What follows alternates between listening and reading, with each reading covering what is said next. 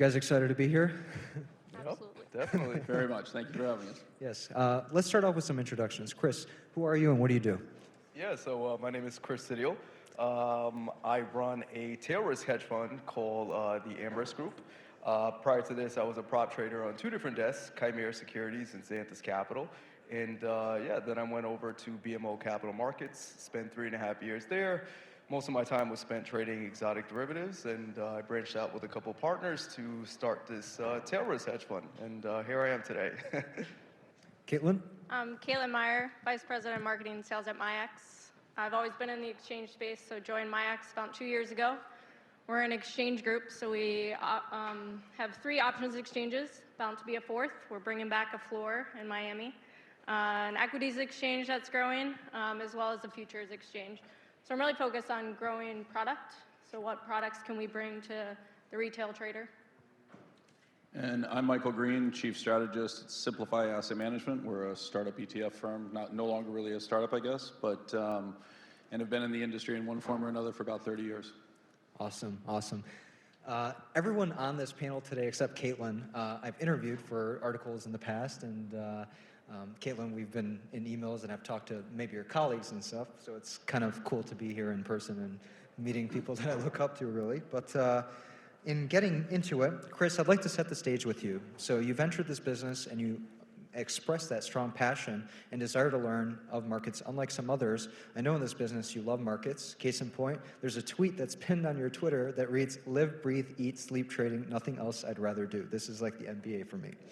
So for long, you've observed some changes in the market, giving you a unique position to speak on situations like the 2021 meme stock craze, during which I interviewed you and you pointed out a regime change that affects the stability of all markets. Care to dive into this regime change you spotted and how your observations guide your firm's thesis? Yeah, so when you traditionally think of markets, you may look at a full economic cycle and say, hey, maybe there's one tail event that takes place in the U.S. equity market, right? And our view is really that, well, due to the changing market microstructure, specifically in the U.S. derivatives market and the structured products market and the growth of passive investing, which this guy is the guy who's done a lot of work on, the ecosystem has changed a lot, right? So when we were starting the business, we said, hey, if you're going to have 3 of these tail events occur, as opposed to 1 of them, you can more so create a portfolio that's structured around taking advantage of that, right? So because of these changes in the broad market, it really drives that sort of thesis. And historically, when you look back at what's occurred in the U.S. equity market, specifically over the last 8 years, you've had Brexit, you've had Volmageddon, you've had COVID. Even on the upside, we've seen things like the 2021 meme stock craze, right?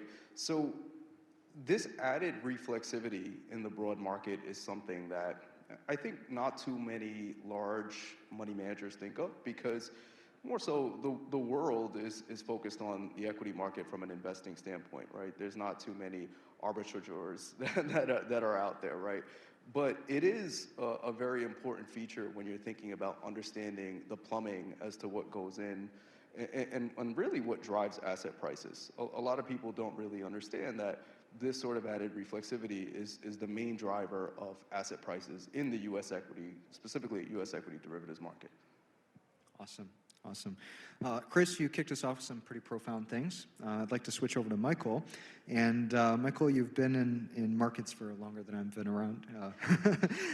So I hate to date you, but you do look young still, so it's good. But you've been in the business. You've shared insights with organizations like the Federal Reserve. And one thing you stressed during our last interview was the impact of interest rates on target date funds of all things, as well as how the underperformance of volatility through 2022 played into this move of shorter dated options. So can you dive deeper into what's going on with the bond market of all things? Well, I mean, the bond market is just part of an overall picture. So when we start talking about things like target date funds, for example, you're now talking about funds that have integrated exposure to equities and bonds in a fixed allocation type framework. Mm-hmm. I think, unfortunately, what we're seeing across markets is increasingly the adoption of these types of fixed allocation frameworks that are tied to either historical return profiles or tied to an age profile in the case of a target date fund, for example, and actually don't ever ask the question, which is more attractive, bonds or equities, right? And so perversely, when you have a mechanical product like that, if bond prices, if interest rates are increased by the Federal Reserve, bond prices mechanically have to decline.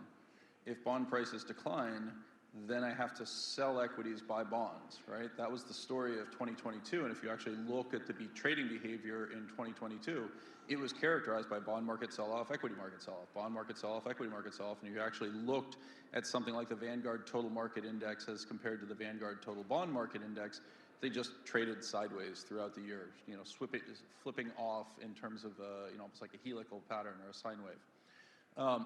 Now we're kind of watching something a little bit different that also I think actually ties into those dynamics, which is we've seen a significant increase in supply of bonds, even as the supply of equities has actually begun to shrink again. The IPO market is shut off. The corporate share buybacks from the mega caps are reducing the absolute quantity of shares, the market cap that's actually available to invest in. And then the Treasury and the Federal Reserve are both supplying significant increases in bonds to the market. Well, again, if I have a market that is dominated by fixed allocations and I only have X number of dollars to allocate to bonds, if the increase in supply in bonds comes through, well, then I have to lower the price of bonds. And perversely, if I lower the supply of equities, I have to increase the price of equities at the same time, right? So you get this really crazy dynamic where interest rates have moved higher, and theoretically the long-dated, long-tenor, long-duration, high multiple stocks that are supposed to be disastrous in this environment are actually being pushed higher. Right? We're seeing the same underlying characteristics play through in a more perverse way. Gotcha. One thing Chris and I discussed in an article one time was just if it kind of felt like people were positioned for something bigger, something bigger to happen, maybe a bigger drawdown, maybe more violent, and we didn't see that. And so, Chris, what kind of went into kind of, you know, that orderly sell-off that we saw?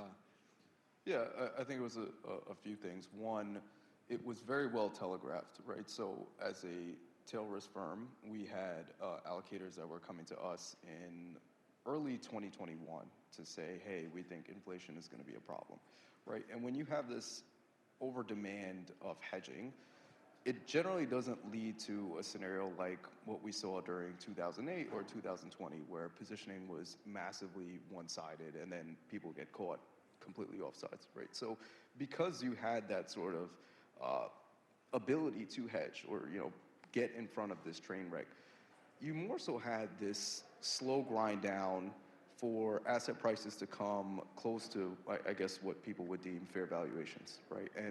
And we saw that continually through 2022.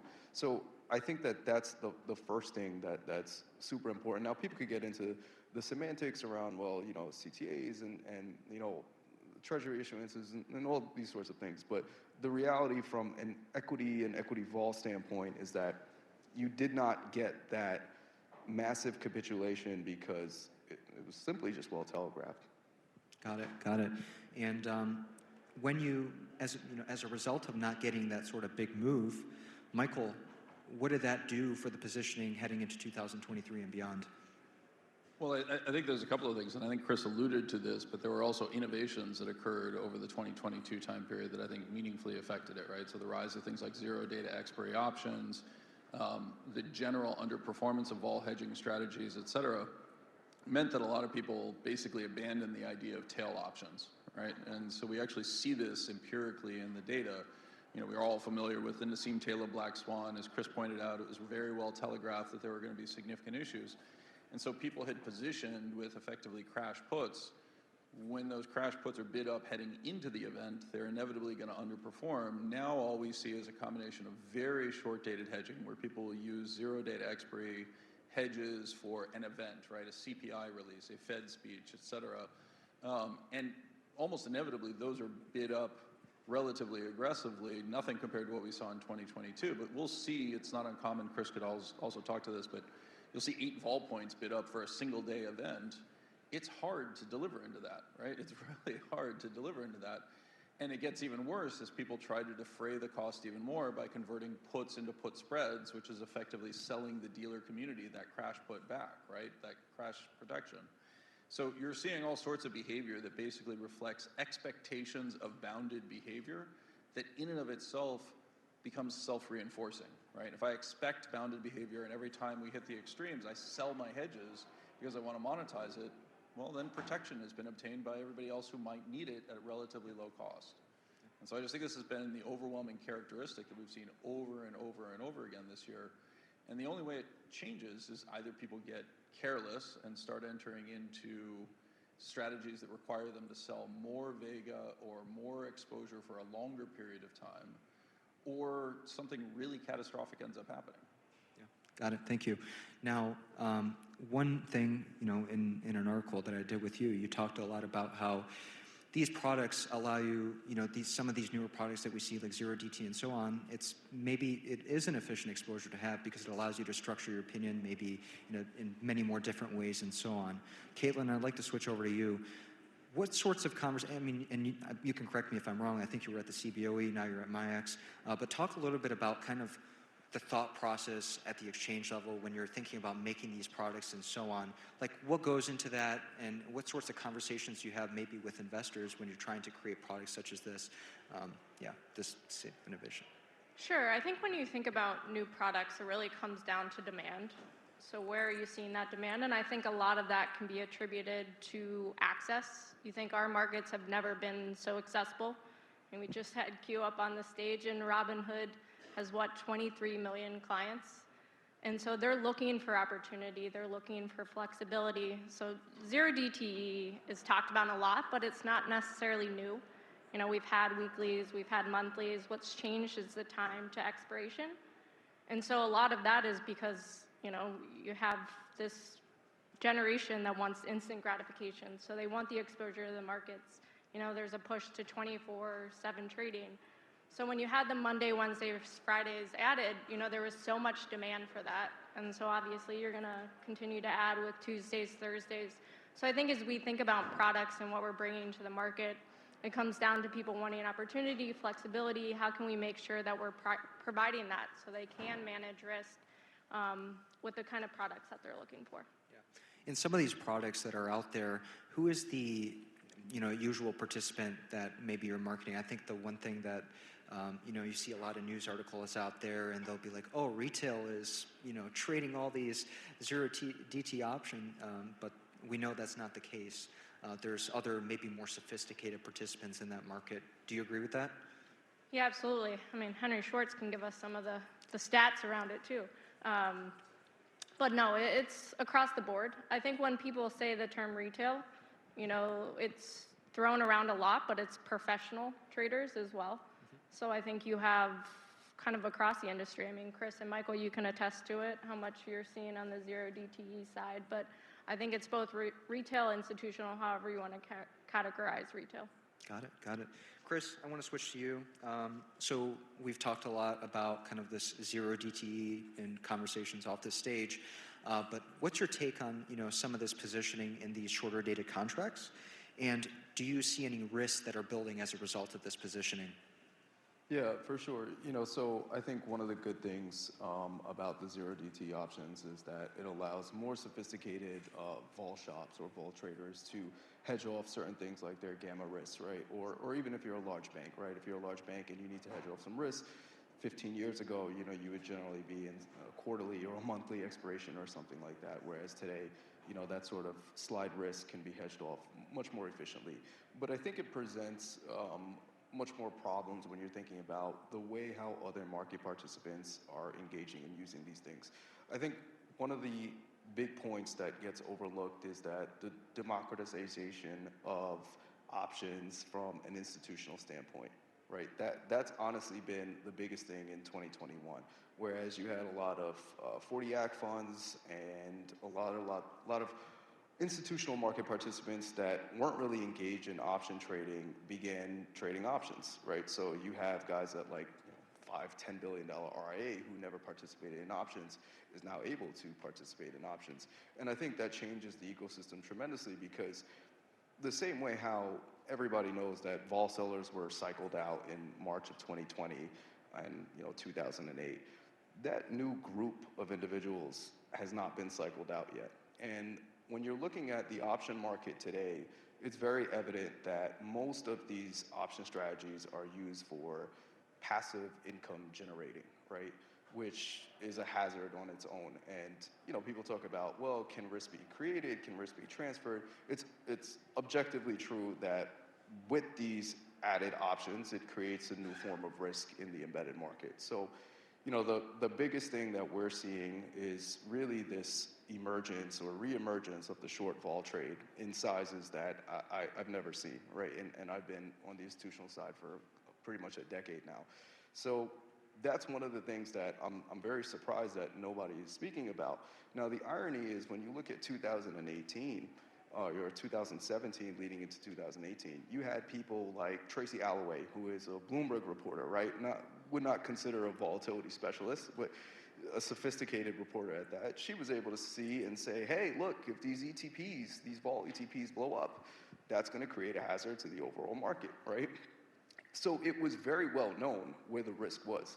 The irony is that today, when you look at that short vol trade, it's hard to bake out that risk, right? Because when you look at that netting Vega effect, it's in 0 DTE options, it's in 1 week options, it's in monthly options across the VIX complex, the S&P complex. So I think there's this misconception that people aren't selling volatility, but it's actually occurring in probably the largest size, like I said, the largest size that I've ever seen. Got it. And one thing that you said, and it was pretty well put, is passive income generation, right? So, but if I take it rightly, so if you've got the supply, the counterparty's got a position that they hedge in a maybe stabilizing way, right? Or a way that stabilizes markets, but you still have that gap risk, right? If markets move beyond a certain range. So Michael, can you speak to that? Am I right in saying that? And how do you categorize risk? Is 0 DTE or those shorter dated contracts like a cancer or not? Well, there's a lot of different components to that.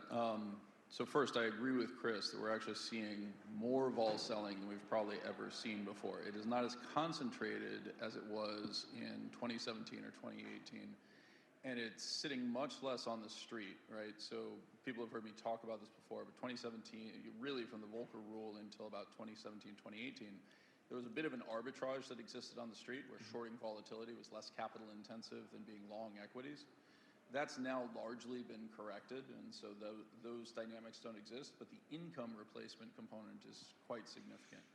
I would highlight that people, without realizing it, become dependent upon that, and so the vol dampening aspect of somebody willing to provide, or many thousands of people, millions of people theoretically, providing volatility insurance to the market through selling volatility, dampens volatility, creates conditions under which markets remain bounded, and that influences everyone's investment behavior. If events conspire to take that away, then the market has to go through an adjustment process. I think Chris is 100% right that we have not yet seen that tested. The flip side of that is that options contracts are effectively like debt contracts, right? Anytime you're shorting an option, you've effectively entered into a contract in which you're, guaranteeing that you're going to perform something, right? Deliver cash in the case of a cash settled 0 data expiry option. Short-term contracts are hard to characterize as catastrophic or systemic in their impact, right? And this is where the analogy I used of Russian roulette, right? Russian roulette is a game, in quotes, played by a single individual who can terminate their existence, but it's very hard for them to create a condition under which everybody is very adversely affected by that, right? It can be catastrophic for them individually, and everybody can mourn them afterwards, but it's a single individual who is engaged in that very risky behavior, and we know almost immediately whether it's over. What we saw in 2007 or 2008, for example, were people entering into 10-year or 15-year option contracts under which those assumptions were wrong. Same thing, by the way, is true for mortgage securities, right?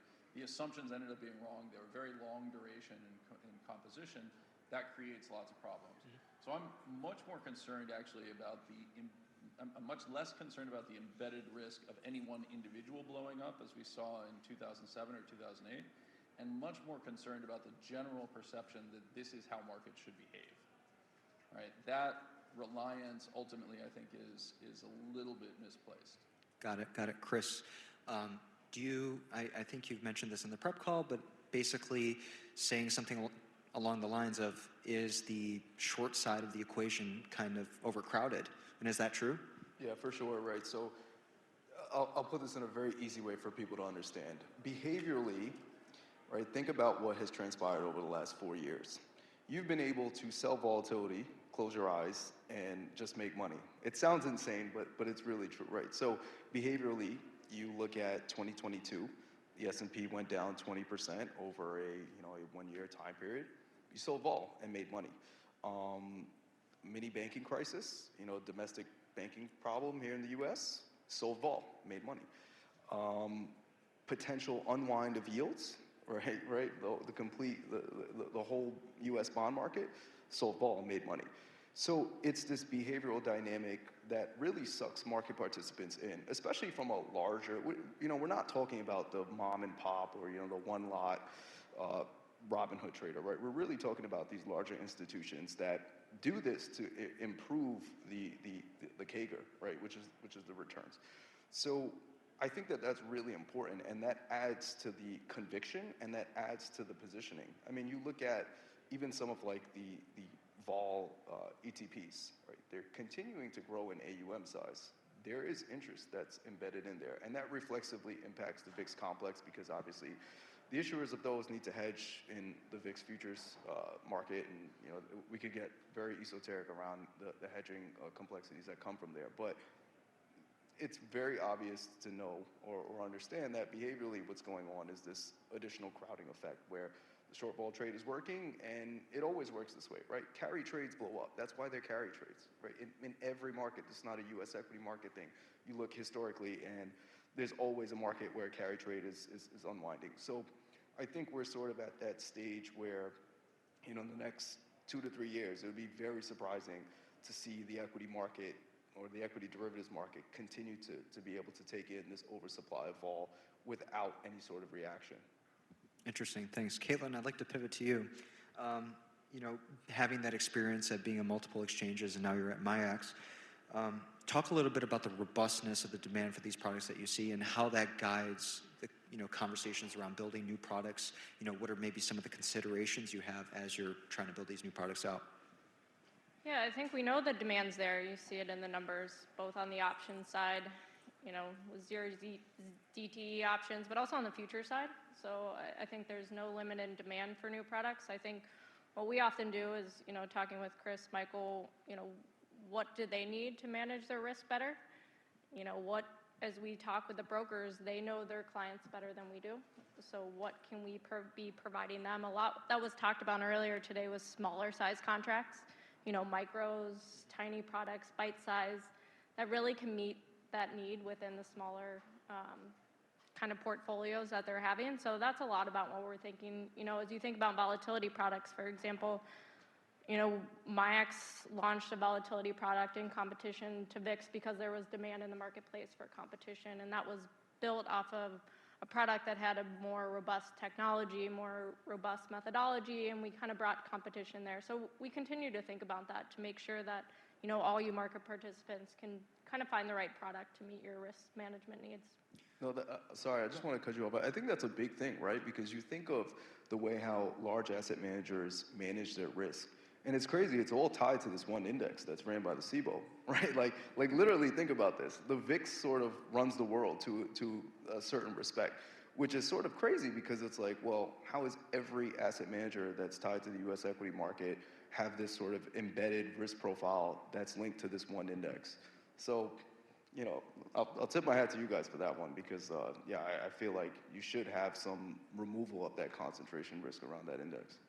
Thank you.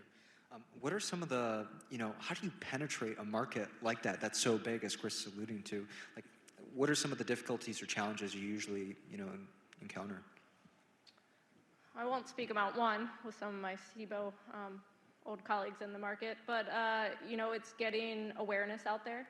Yeah. So, VIX, you see it every day. How do we make sure that we get the awareness of a new product out there. You want to make sure it's liquid, so we have really good relationships with the market makers, and then it goes back to demand. I mean, I've been at now 3 exchanges, and I don't like the aspect when you kind of have an idea from an exchange and it's not really made sense from the market participant standpoint. So we're making sure that when we put products out there, we're doing so because the client wants it, and it's actually fitting a need. Got it. Thank you. Michael, I'd like to pivot over to you. One thing that we talked about during our prep call was this sense of mechanical dispersion trading. So talk a little bit about what that means, and is it healthy to have that sort of, trading going on? Is it a good trade? Well, I mean, the question of what's healthy is always contingent, right? Is it healthy to occasionally have fruit? Sure. Is it healthy to gorge yourself on fruit? Probably not, right? I would broadly argue that this is an industry that has very embedded natural network effects, right? We were referring to it with the VIX earlier, or to the growth of passive investing, et cetera. Once you start doing something with one player, right, there's benefits associated with liquidity and everything else. When I start thinking about this question of, is what we're seeing healthy in the dispersion trade, it actually kind of has to happen if people are going to trade options as aggressively as they are, because you need to actually manufacture the underlying. And so behind every S&P trade, theoretically, there's somebody who's willing to transact in all of the components that make up the S&P, right? It's the only way of keeping, a non-arbitrage condition in place, and that's a key component to it.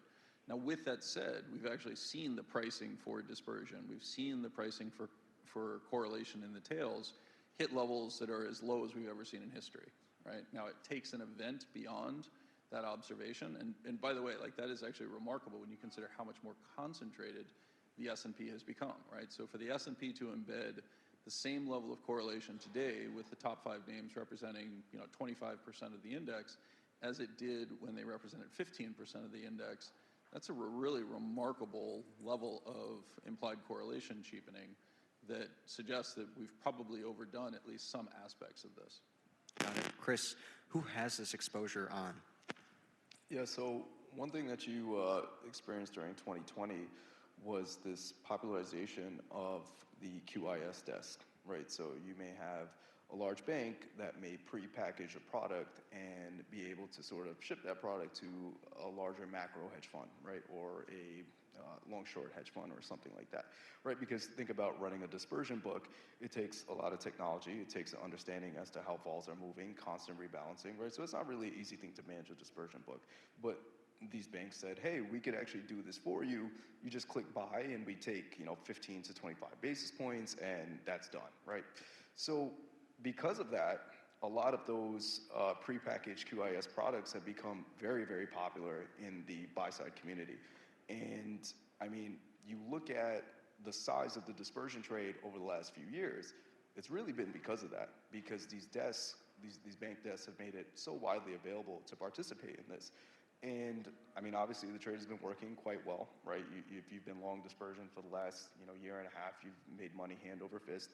But you really have to wonder the crowdedness and really what that's doing to index vol. I mean, when you think about just very generalized index vol, and we'll use the VIX for example, right? For that to move 7 vol points in a matter of 7 days lower, that doesn't happen naturally. That has to be an oversupply of vol, right? So when you think about VIX going from 21 to 14 in a matter of 7 trading days, it doesn't happen without this oversupply of vol. And where exactly is that coming from? Yes, it's coming from some of the RAs and stuff like that I mentioned. Yes, it's come from the large institutions and the passive income generating short vol stuff. But it's also coming from those, dispersion desks and those QIS programs. So, I hate to sound like Chicken Little because I'm not, a perma bear. I'm not Chicken Little at all, right? The way how we approach derivatives markets is from a trading standpoint. But when you're thinking about dislocations and behavioral dynamics around market participants, it's just very obvious what's going on in that market right now. Yeah. You were never the bearish type. You always kind of maintain this narrative of markets are going to continue higher, Yeah. Okay. And to kind of start tying it up, there was a couple risks that I'd like to go into, and then I'll end with Caitlin with some positivity, I guess. But one thing, Chris, last time we had an interview, you talked a little bit about some of the concentration risks that are going on in the markets, especially on the other side of this S&P and the VIX complex. And then to Michael also talked about, kind of this thing where we're like, the Fed's been raising rates. It's almost like we're hovering. We've went off the cliff and we're just hovering, about to fall. So, Michael, want to kick it off for me and give a quick update on where you see markets heading and the what-if scenarios if the Fed starts to cut? What happens? Well, I think this year has actually been remarkable because when you talk about where markets are heading, I just want to remind everyone that the median stock listed in the public markets in the United States is now down 12% year to date. And the S&P is up, I believe, 15 change, right? So when you talk about the market, are we talking about the market of stocks, or are we talking about the stock market? I think is actually really critical, and I think those two are actually linked importantly. If I think about what's happened with the Federal Reserve hiking interest rates, it's actually reinforced the elements of this inequality. Anyone who needs cash, who needs access to money right now, is in terrible straits. The cost of financing has exploded. The risks to their underlying business as they watch their customer base deteriorate under the same pressures is quite significant. At the same time, if you have money sitting in the bank, you're sitting golden. You suddenly found for every $1 million you have sitting in the bank, $50,000 worth of income that you didn't get 2 years ago. And so we've simultaneously reduced food stamps and the equivalent in the corporate world as we're dramatically increasing, transfer payments to those who already have money. And it's creating this divergence that is very much the rubber band waiting to snap, right? When it snaps is almost impossible to know, but when it happens, remember that the impact on markets is ultimately going to be a transition that's created by the dichotomy between who employs people, who actually is generating sources of income for the economy, and those companies that are kind of in that privileged few that don't really seem to care all that much. Ultimately, if people lose their jobs, Apple's customer base deteriorates, and you'll see it play through that way. But that's a long leap from where Carnival Cruise Lines or somebody or Clear Channel Outdoor decides to fold and people end up losing their jobs. Got it. Thank you. And Chris, we know that things can continue to go well and markets maybe can rally, but what if we do get that violent move lower, right?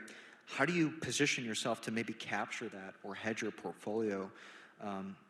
You can't just sit on your hands and you can't just buy volatility and hope it works. I think this ties back to the way you approach markets and the way you view it through your firm's lens. Talk a little bit about that. Yeah, so I'll preface this. I'm going to be biased, right? Because obviously I run a tail risk fund, right? So of course I'm going to be like, oh yeah, tail risk funds are the best, right? And what we do is the best. But in reality, I think when you look at this environment compared with other environments, there's the growth of different alternatives, right? And active management and alternative investing in general. And you think about the passive indexer who's been able to survive over the last 10 years and then, open up his brokerage account once every few months and say, wow, I'm up another 5%, I'm up another 10%. I think we're slowly pivoting away from that dynamic where I think interest rates going up higher, right? And I also want to be clear, I do think if interest rates go up higher, that sort of embedded equity risk premium doesn't necessarily mean that markets will go down, right? It really doesn't work that way.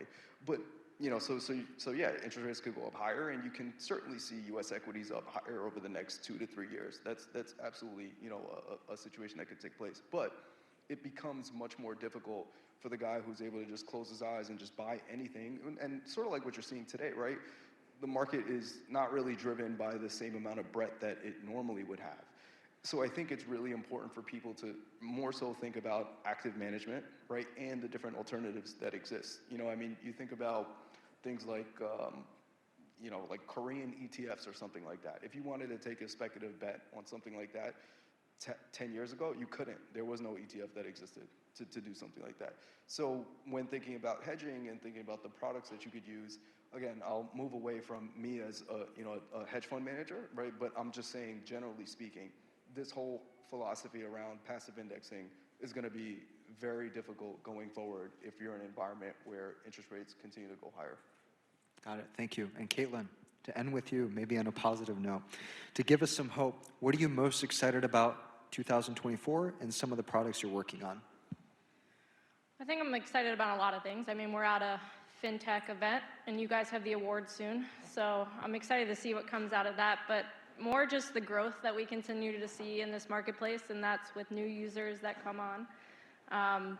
So I think my excitement is for more of those tools, analytics to keep people educated in our marketplaces. And then from our standpoint on the products, you know, we'll come out with some things. I can't talk now, but I'm pretty excited about what will come next year for us.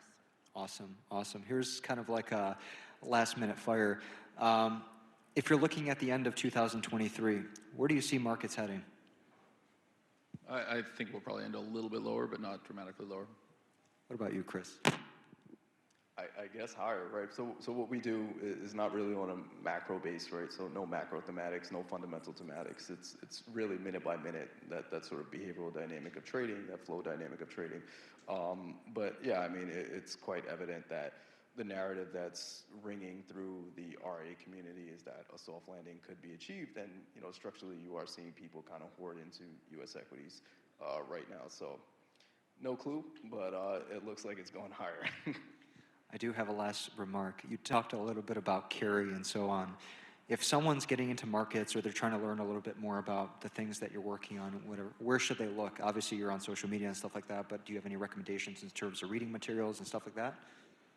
I mean, we put out papers quite frequently. You can go to ambersgroup.com if you want volatility commentary or you know, an understanding as to what's going on in the U.S. equity derivatives market. But yeah, there's a lot of good resources online. I know Mike put some good stuff out online, so you know, go check his stuff out as well. I know Mike has a newsletter, right? Well, I have a Substack. Yeah, Substack. Yes. Yeah. So you can check out my Substack at yesigivafig.com, or you could look at our Twitter handles. Chris and I are both very active on that, and generally I'd argue that it's harder to avoid me than it is to find me at this point. The really critical thing I think I would emphasize for people on all of this, though, is remember, like, your objective in investing is to figure out good investments, yes, not necessarily to achieve an outcome. We have become far too focused on achieving outcomes with markets, and part of my concern is that we're actually far more focused on that than we are on what we're actually supposed to be doing, which is investing. Cool, cool. Caitlin, where do people find more information about you and kind of the products that you're about to release? On our website now, but we work with a lot of the brokers, so you know, you'll be seeing them there soon, shortly. And once we open our floor, we'll have a bigger presence in Miami, so I think that'll help people know who we are a bit more too. Awesome. Thank you so much, guys, and give them a round of applause. Thank you.